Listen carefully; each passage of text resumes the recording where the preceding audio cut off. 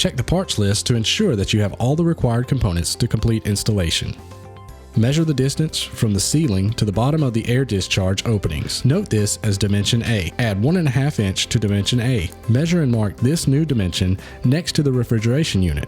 This will be the minimum distance between the bottom of the mounting bracket and the bottom of the air discharge. Try to first position the bracket 1.5 inch from the ceiling and ensure that you have at least 1.5 inch below the air discharge opening. If you do not have 1.5 inches below the air discharge opening, lower as required so as to maintain the minimum clearance of 1.5 inch. Position the bracket against the front wall. Slide inward until the innermost edge of the bracket is flush to the inside of the hole in the front of the wall.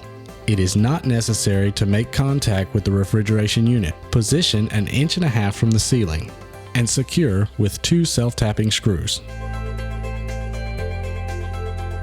Do this for the right and left sides.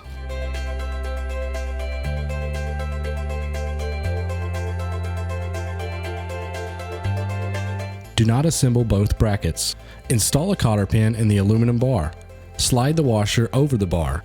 Begin to insert the bar in the bracket. Install the eyebolt over the bar as the bar is slid into position. Insert the bar through the upper washer. Secure with cotter pin.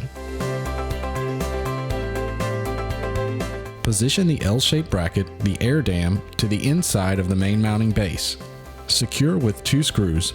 Make sure not to over-tighten. Repeat on the opposite side.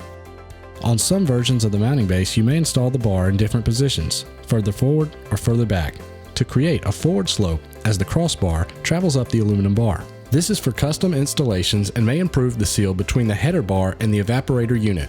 Slide the galvanized steel tube through the loop at the bottom of the header flap.